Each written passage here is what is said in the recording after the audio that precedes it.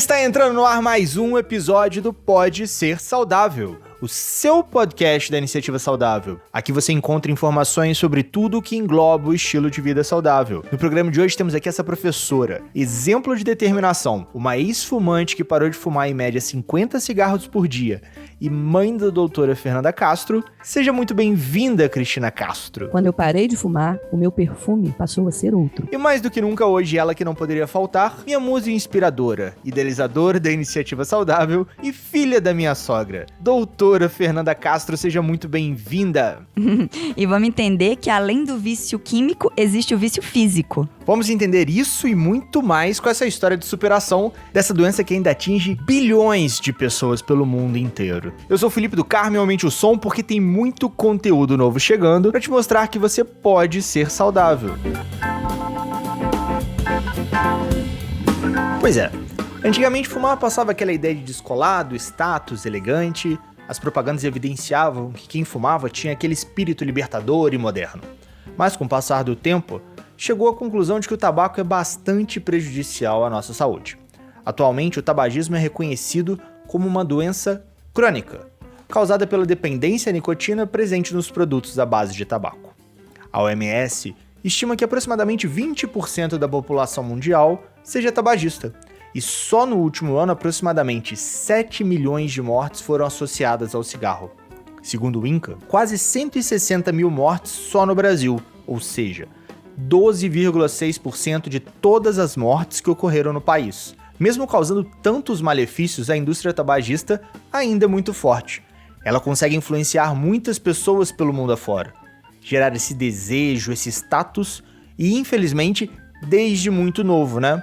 Então conta pra gente, como que foi esse seu primeiro contato com esse mal do século passado que, infelizmente, passou pra esse século? Então, toda essa influência, principalmente dos meios de comunicação, das novelas, era muito charmoso você ver as pessoas fumando.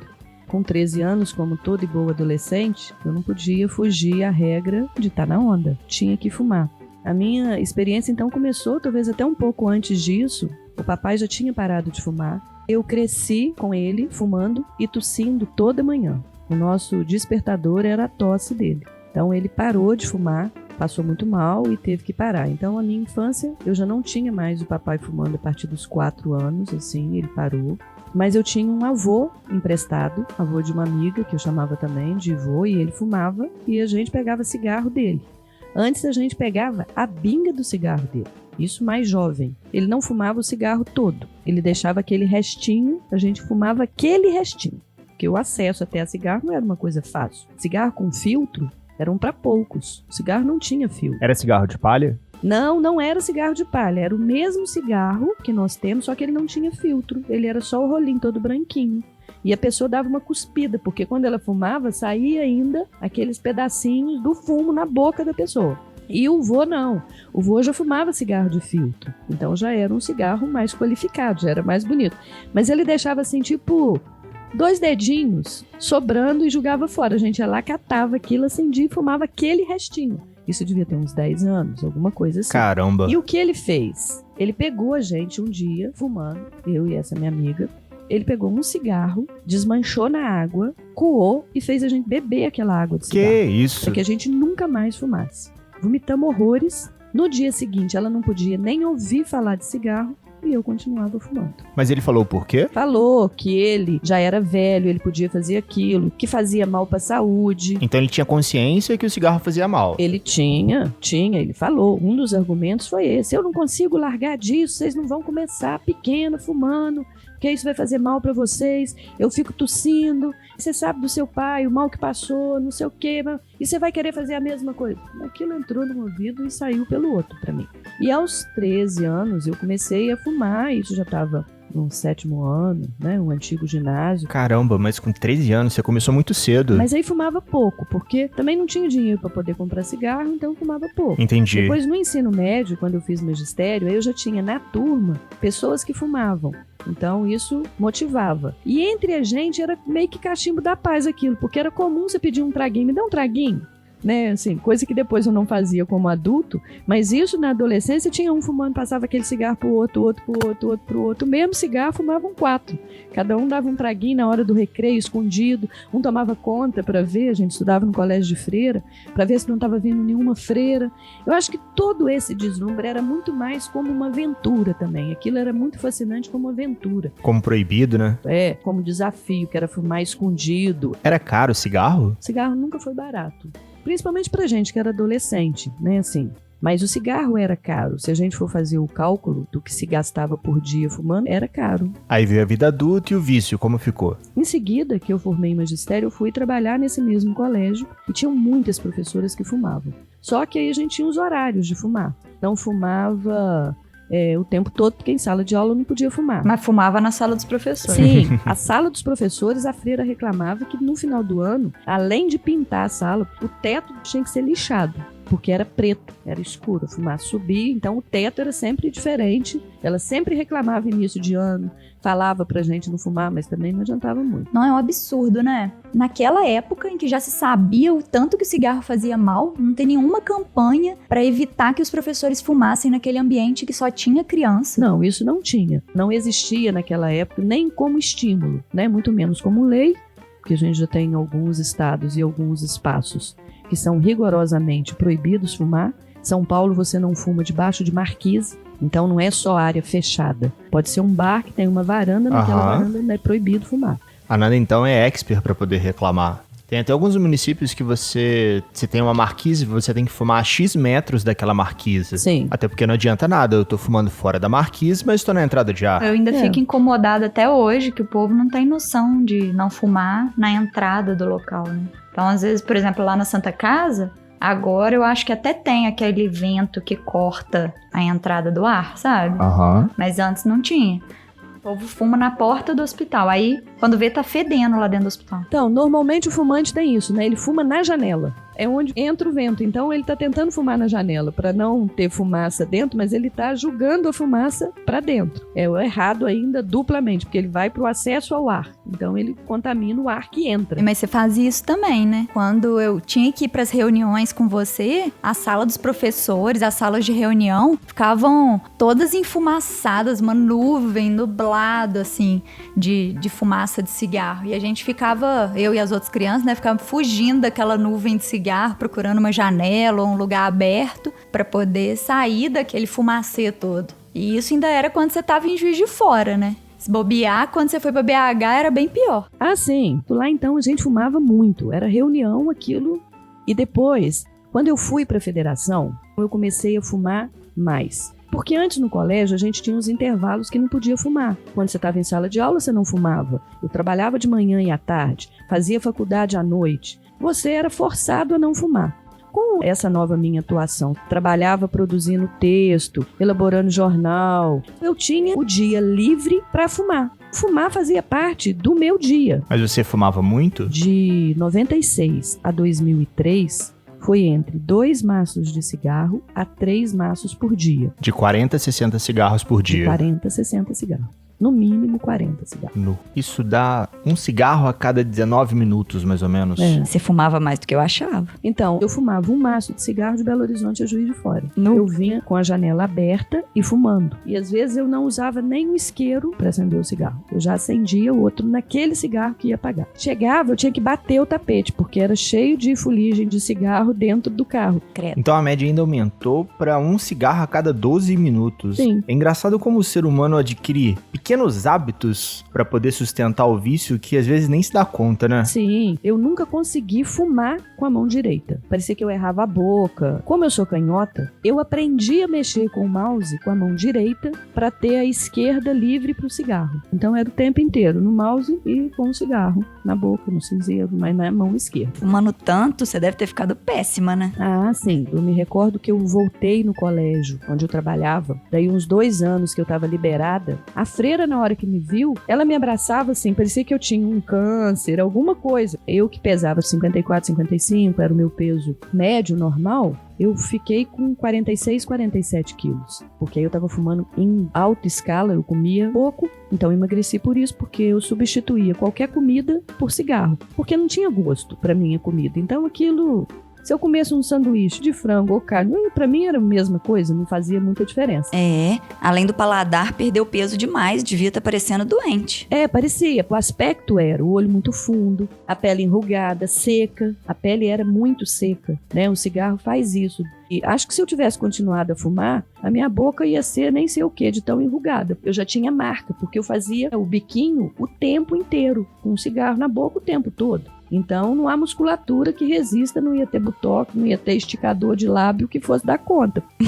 Pois é, pra muita gente a parte estética é uma motivação pra parar de fumar, né? Mas acho que todo mundo tem que pensar que além dessa parte estética, a saúde por baixo ali também tá péssima, né? Vocês já viram aí o tanto de coisa que pode acontecer de ruim. E tem muita gente que tenta parar de fumar e não consegue, ou então tenta, para e depois volta. Você já parou alguma vez, mãe? Antes da vez que você realmente conseguiu? No período que eu fiquei grávida de você, eu não fumei. Assim que eu fiquei sabendo que estava grávida, eu parei de fumar, né? E depois, quando você era bebê, então eu não fumava em casa, onde você estivesse, mas ficava o cheiro. E você sempre foi muito incomodada com o cheiro do cigarro. Às vezes você vinha me abraçar e falava assim, tá cheirando cigarro, porque eu cheirava cigarro. O fumante não percebe. Como ele não sente paladar, ele também não tem olfato. E uma das principais questões dessa do olfato é porque eu passava perfume e você falava, tomou um banho de perfume, porque eu não sentia o cheiro. Então eu ia pondo, porque achava que aquele perfume não estava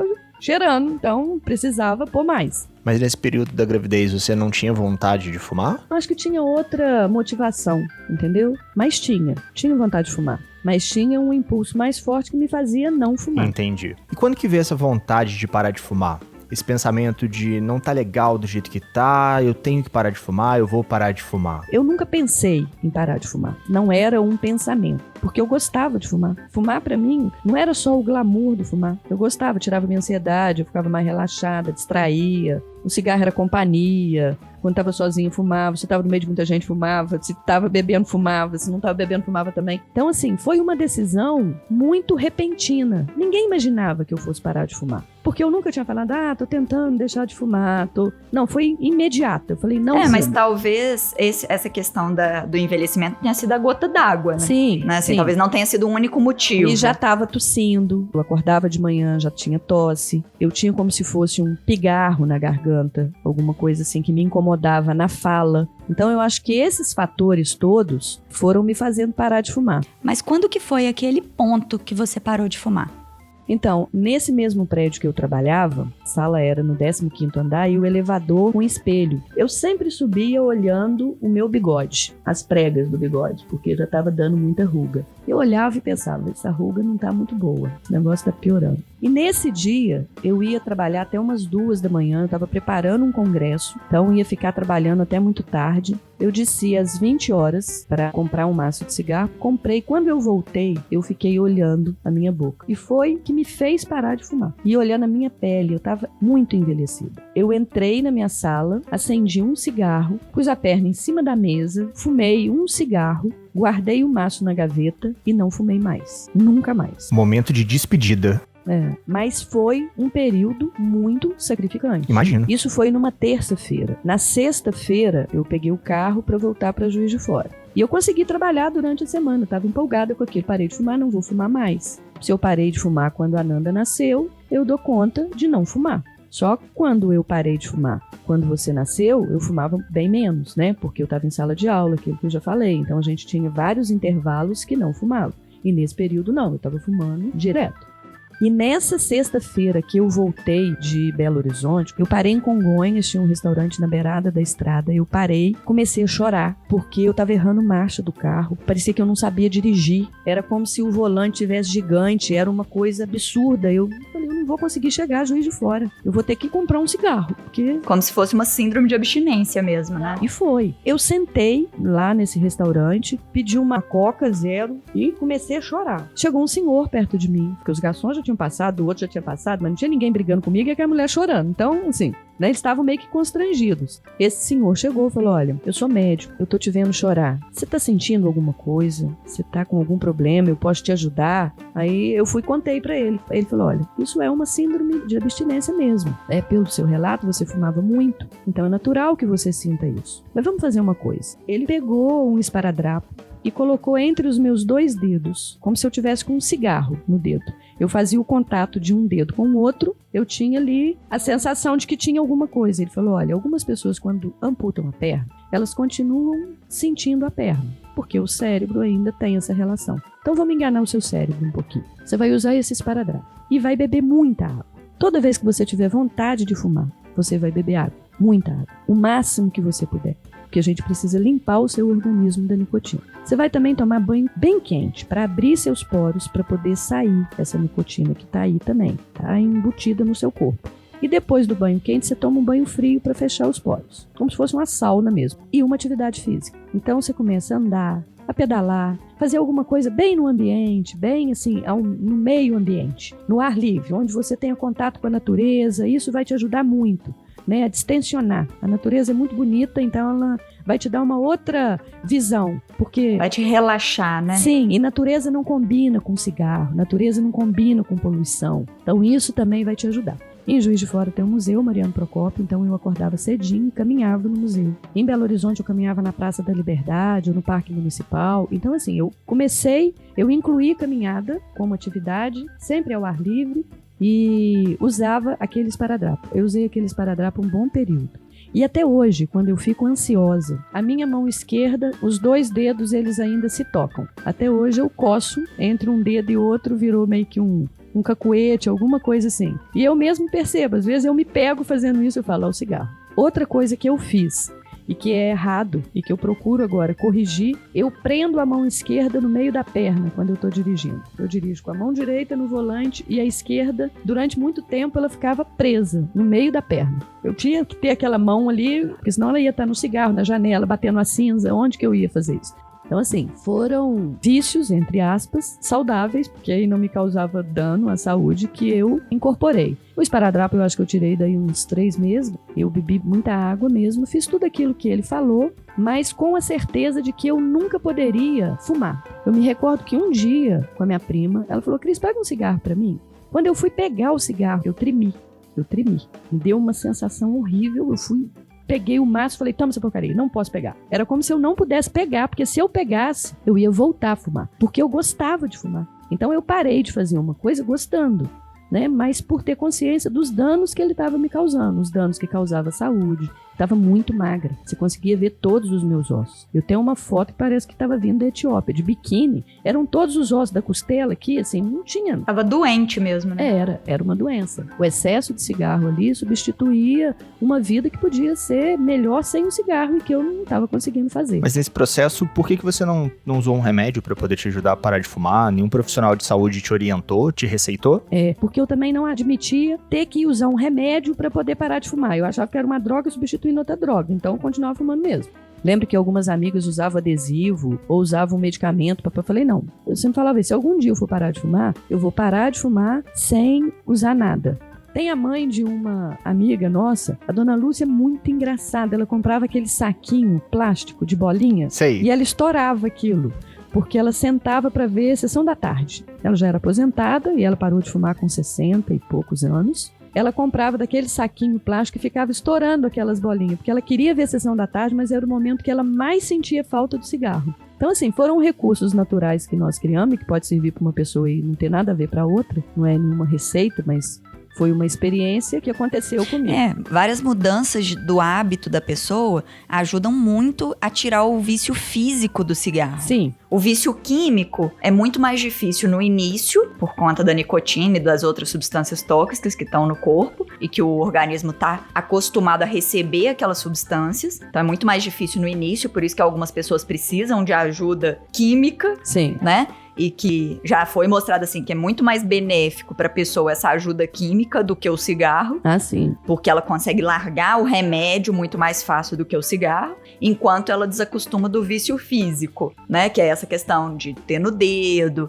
Algumas pessoas têm que parar de tomar café ou parar de tomar Coca Zero, né? Para conseguir largar o cigarro. O beber, porque algumas pessoas se bebem, elas têm vontade de fumar.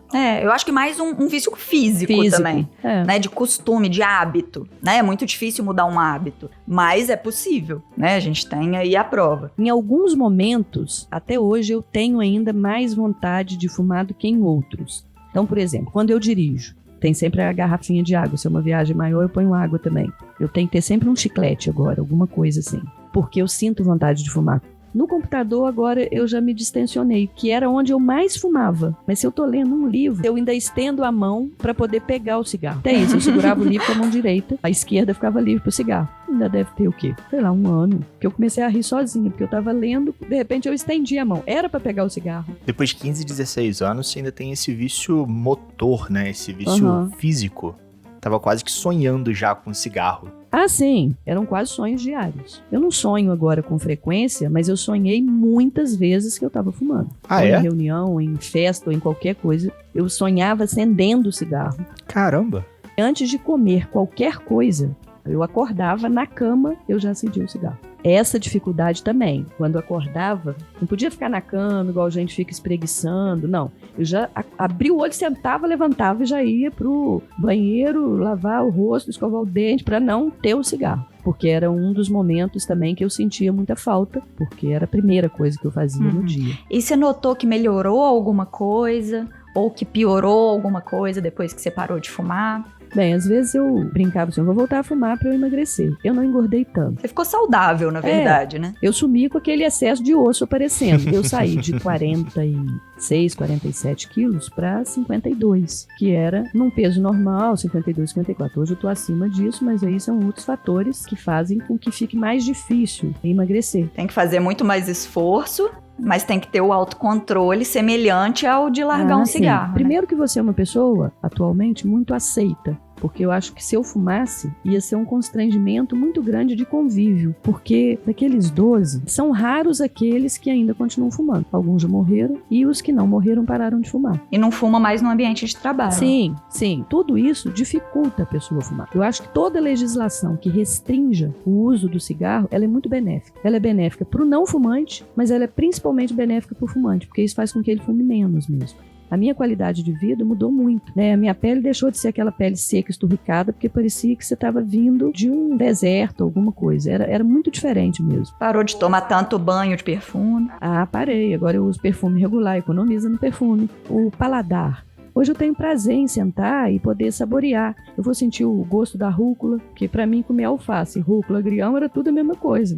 Então, assim, isso mudou muito. Por exemplo, o ambiente. Você tem prazer em ter um ambiente com um cheiro agradável. E um ambiente saudável também, né? Assim, sem cinza de cigarro. A minha sobrinha trabalhava numa boate. Ela passava para poder pegar uma roupa emprestada. E antes eu nunca sabia qual era a roupa que ela tinha levado. Porque todas as minhas roupas cheiravam cigarro. Eu nunca identificava qual era a roupa que ela usou. E ela podia pegar escondido, sem pedir para ninguém, porque eu não ia saber mesmo. Depois que eu parei de fumar, uma das coisas que eu tive que fazer foi lavar todas as roupas. Porque eu sentia o cheiro de cigarro na roupa. E se ela passasse lá em casa e pegasse alguma roupa sem me falar, eu sabia qual era a roupa que ela tinha usado mesmo sem vê-la, por causa do cheiro. E ela não fumava, mas era o ambiente que ela ficava que impregnava aquele cheiro na roupa. Então, assim, era o meu cheiro. Isso é pavoroso. O fumante não tem ideia de como ele fede. Eu contava para todos. Ainda conto. Que às vezes chega um paciente no consultório, eu viro e falo assim, e parar de fumar, quando que o senhor vai? Aí a pessoa toma aquele susto, né? Porque eu ainda não perguntei isso pra ela, ainda não falou nada. Ou às vezes é alguém na casa que fuma e a pessoa cheira cigarro, mas a pessoa já não sente, porque já acostumou. Mas, por exemplo, cigarro não me incomodava. Hoje eu fico incomodada. Se eu estiver em algum lugar, eu não sou uma ex-fumante chata, daquela que a pessoa não pode fumar de jeito nenhum, que não pode ficar perto de mim. A Nanda parecia ex-fumante, ela era indelicada com as pessoas, né? O meu irmão sofria, ela prendia ele na sacada para poder fumar. Punha aviso pela casa afora, pregava a placa, é proibido fumar. Em ambiente fechado não se fuma. E como os meus amigos eram fumantes, eles frequentavam muito lá em casa, era um estresse. Eu criei a lei antes de existir. Mesmo antes de ser médica, eu já tinha essa noção do perigo e do problema que o cigarro causaria. E também os fumantes atualmente, até por todas essas restrições que muitas são impostas, eles já criam um semancol, ele já se manca um pouco de que ali não é lugar para fumar. Então, a própria pessoa já procura um outro espaço para fumar. E não precisa mais ter a placa. Elas sabem que dentro de casa, lá em casa, ninguém fuma, né? Porque as pessoas sabem que eu não fumo, então vão fumar lá fora. Então, assim, as próprias pessoas também, eu acho que já vão tomando mais consciência. Elas já sabem que elas incomodam. O fumante, atualmente, é um ser que incomoda. Isso. Então, assim, acho que uma mensagem que a gente pode deixar é que vale muito a pena a pessoa trocar o cigarro por hábitos saudáveis. Ah, com certeza. Isso eu não tenho dúvida, né? Não tenho dúvida. E olha que foi o que eu já falei aqui. Eu parei de fumar gostando. Então teve um autocontrole muito grande, né? Muito grande, muito grande. Valeu muito esforço, porque não foi fácil. Para quem fala, tirei de letra, devem ser exceções, não são a regra. E a nossa sorte é que com 16 anos que você parou de fumar, você já tem o risco muito diminuído para infarto relacionado ao cigarro, para qualquer outro problema de pulmão, para problemas da pele. O único que você ainda não tá livre, que a tendência é que seja só com 20 anos, depois que para de fumar, é o risco aumentado de câncer de pulmão. Mas, com certeza, tá bem menor do que se você tivesse continuado fumando. Sim, e as experiências, por exemplo, que a gente tem, são vários amigos que infartaram e que pararam por doença. Os que eram fumantes, uns 3 ou 4 tiveram câncer ou complicações mesmo. Então, assim, o meu foi muito bom porque eu parei por ruga, né? E que as pessoas parassem pela ruga ou para não dar a ruga ou que não fosse por doença, porque, infelizmente, alguns só param mesmo quando chegam no limite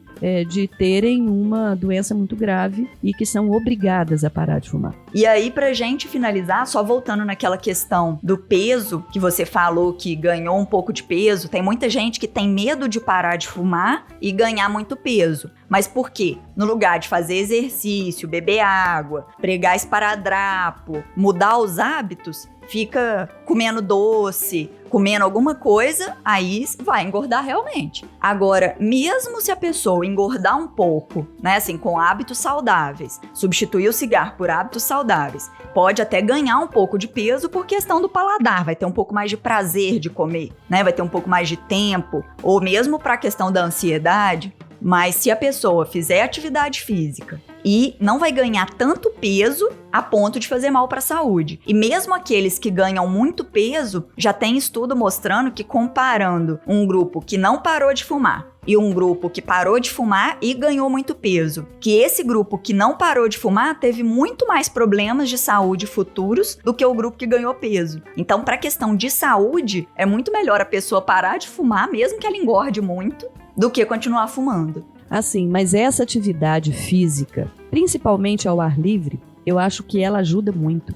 Ela tira bem a ansiedade. Uma coisa é você estar numa academia, é lógico que nem todos podem fazer uma atividade física ao ar livre, porque às vezes não tem nenhum parque, nenhuma praça, nada. Mas esse contato com a natureza me acalmava muito. E isso fazia com que eu tivesse menos ansiedade, então ficava mais fácil não fumar. E o uso da água. Naquele período, para mim, foi fundamental.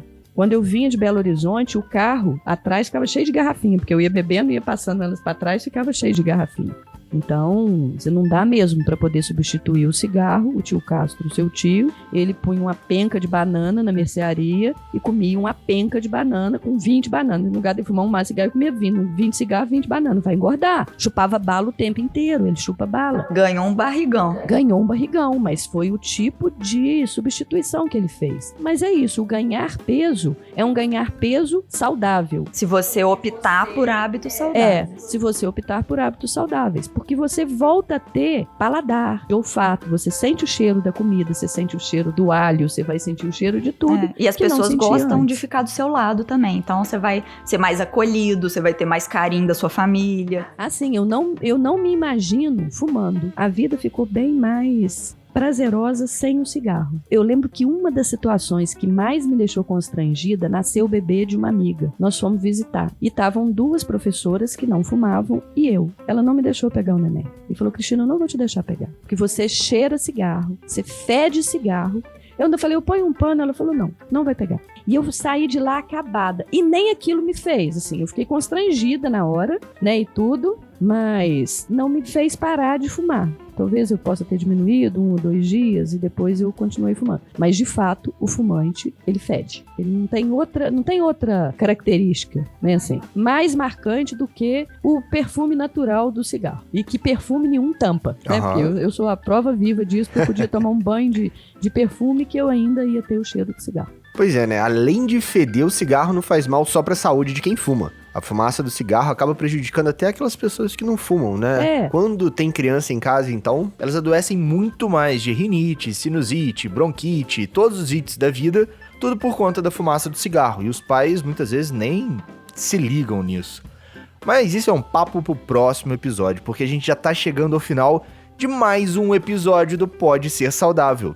E a minha mensagem é sempre aquela máxima. Sigam as nossas redes sociais, iniciativasaudável.com, no Instagram, no Facebook, entrem em nosso site, acompanhem as nossas publicações e, lógico, escutem e compartilhem todos os nossos programas. Muitos novos ainda estão chegando. Lembre-se sempre, você também pode ser saudável. Aquele abraço!